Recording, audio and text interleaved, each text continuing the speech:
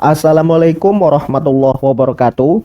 Pada video ini kita akan belajar tentang salah satu teks yang berisi cerita-cerita yang pernah kamu dengar di masa lalu, yaitu cerita fabel. Di mana pada bagian ini kamu diajak untuk memahami konsep dasar dari teks fabel, yaitu tentang pengertian, ciri-ciri, unsur, jenis, dan alur yang terdapat dalam teks fabel itu sendiri. Untuk membuka pemahamanmu, coba kamu simak penjelasan berikut ini. Perlu saya tekankan bahwa belajar itu tidak hanya pada manusia, kita juga dapat belajar pada alam, tumbuhan, ataupun binatang.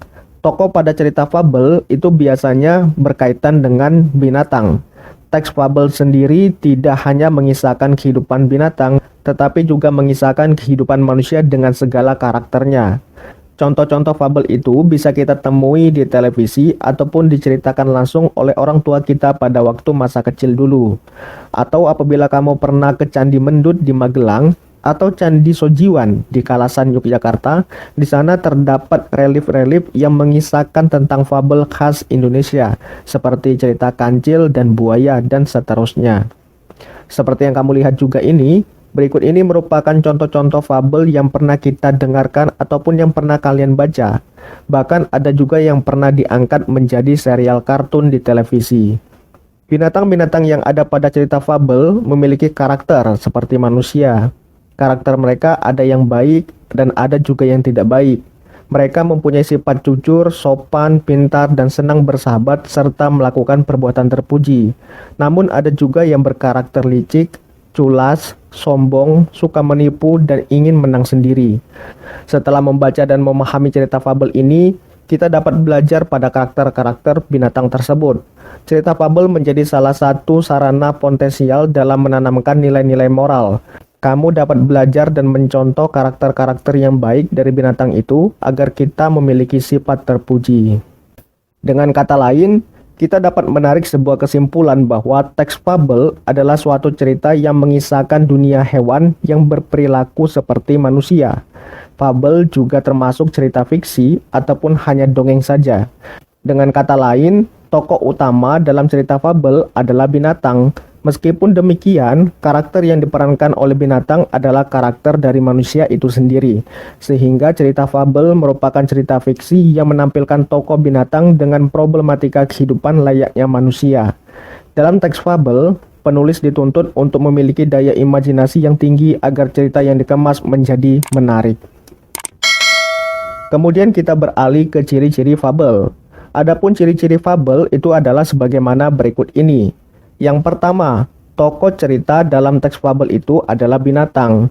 Jadi, tokoh fabel ataupun hewan tadi diasumsikan seperti manusia yang bisa berpikir, berkomunikasi, dan berperilaku layaknya manusia. Kemudian alur ceritanya itu sederhana, yang umumnya itu menggunakan alur maju. Yang ketiga, ceritanya itu lebih singkat dan bergerak cepat, namun tetap ada bagian-bagian seperti orientasi, konflik, klimaks, dan kesimpulan cerita. Kemudian yang keempat, ada karakter tokoh yang tidak diuraikan secara terperinci. Misalkan tokoh-tokoh figuran di luar tokoh-tokoh utama. Kemudian gaya penceritaannya itu secara lisan, yang biasa diceritakan oleh orang tua kita ketika tidur. Tetapi karena zaman sekarang sudah canggih, maka tidak heran bahwa sekarang ini banyak sekali cerita fabel yang sudah diangkat menjadi cerita animasi. Kemudian yang keenam itu terdapat pesan ataupun amanat yang terkandung dalam cerita tersebut. Dan yang ketujuh, pendahuluannya sangat singkat dan langsung. Meskipun memiliki beberapa ciri-ciri ini, mengenali fabel adalah suatu yang cukup mudah untuk dilakukan. Karakter yang terdiri dari hewan-hewan menjadikan cerita fabel menjadi berbeda dengan cerita fiksi yang lain. Jadi ceritanya itu identik dengan cerita binatang yang berperilaku seperti manusia. Itulah ciri-ciri dari teks fabel pada umumnya. Dalam struktur cerita fabel juga terdapat ataupun terbagi ke dalam beberapa unsur-unsur pembentuk yang hampir sama dengan cerita novel ataupun cerpen.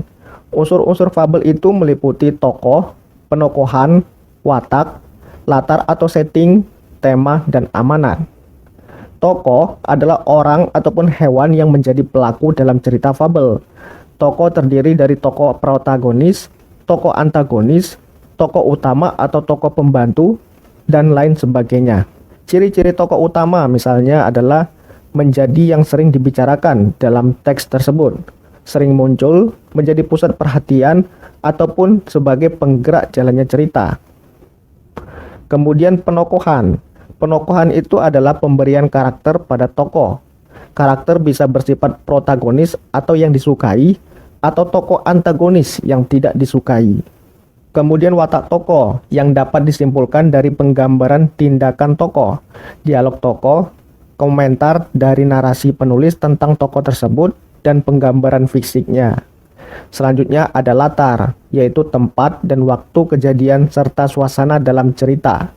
Terdapat 3 jenis latar, yaitu latar tempat, latar waktu, dan latar sosial. Selanjutnya itu ada tema. Tema itu merupakan gagasan yang mendasari cerita. Tema dapat ditemukan dalam kalimat kunci yang diungkapkan tokoh, ataupun penyimpulan keseluruhan peristiwa sebab akibat pada cerita tersebut. Dan terakhir, tentu dalam cerita fabel terdapat amanat, di mana amanat adalah pesan yang disampaikan penulis secara tidak langsung. Amanat disimpulkan dari sikap penulis terhadap permasalahan yang diangkat pada cerita fabel. Kemudian kita beralih ke jenis-jenis cerita fabel, di mana terdapat 2 jenis kisah fabel yang sebenarnya jenis ini hanya bisa dibedakan menjadi 2, yaitu teks fabel berdasarkan karakter tokoh yang terdiri dari fabel alami dan adaptasi, dan yang kedua teks fabel berdasarkan pesan moral yang terbagi lagi menjadi fabel koda dan non-koda. Untuk lebih jelasnya, simak penjelasan berikut ini. Teks fabel berdasarkan karakter tokohnya terdiri dari 2, yaitu teks fabel alami dan adaptasi. Teks fabel alami yaitu sebuah cerita tentang binatang yang memiliki karakter yang sama dengan karakter aslinya di dunia nyata. Misalkan kisah tentang harimau, di mana dalam cerita fabel tokoh harimau memiliki karakter yang rakus dan buas. Karakter ini sama dengan realitanya, di mana harimau itu merupakan hewan yang rakus dan buas di alam liar.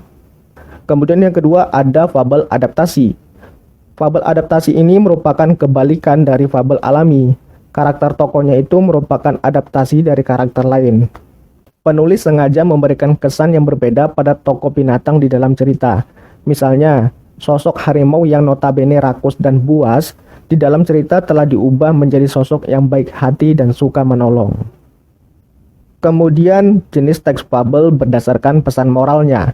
Jadi, semua contoh teks fabel itu memiliki pesan moral yang ditunjukkan kepada pembaca. Namun, ada 2 jenis cerita fabel berdasarkan wujud pesan moral tersebut.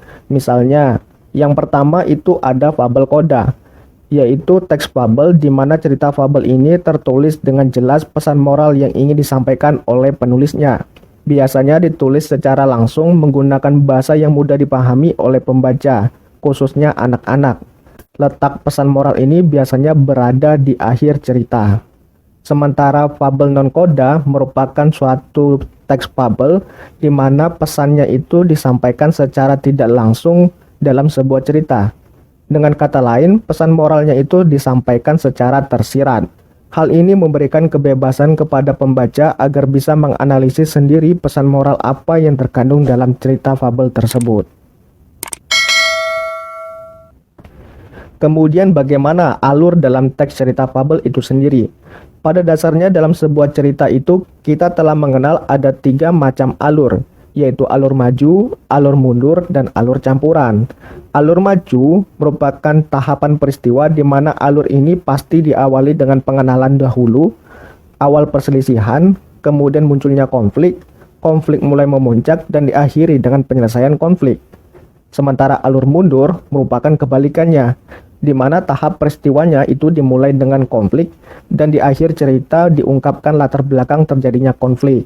Sementara alur campuran merupakan alur yang merupakan penggabungan antara alur maju dan alur mundur, di mana ceritanya itu satu sisi berjalan maju, namun ada kalanya ceritanya kembali mundur. Alur jenis ini memang tidak mudah untuk dipahami karena tahapan peristiwa dalam cerita yang melompat-lompat. Cerita jenis ini membutuhkan konsentrasi tinggi untuk memahami jalan ceritanya. Dari ketiga alur ini, jenis alur yang menjadi ciri khas dari fabel itu adalah alur maju. Jarang sekali ditemukan teks fabel itu menggunakan alur mundur ataupun alur campuran. Semuanya itu dimulai dari pengenalan tokoh, pengenalan latar, dan lain sebagainya. Kemudian barulah munculnya sebuah permasalahan, kemudian diikuti dengan penyelesaian konflik, hingga ending yang mengandung pesan yang dapat kita ilhami isinya. Jadi itulah penjelasan singkat dari materi awal tentang teks fabel. Jika ada pertanyaan, kamu bisa sampaikan pertanyaanmu itu pada bagian komentar video ini. Dan apabila kamu menyukai video ini, silakan like dan share video ini kepada teman-temanmu. Saya akhiri video ini dan kita ketemu lagi pada video-video saya selanjutnya. Wassalamualaikum warahmatullahi wabarakatuh.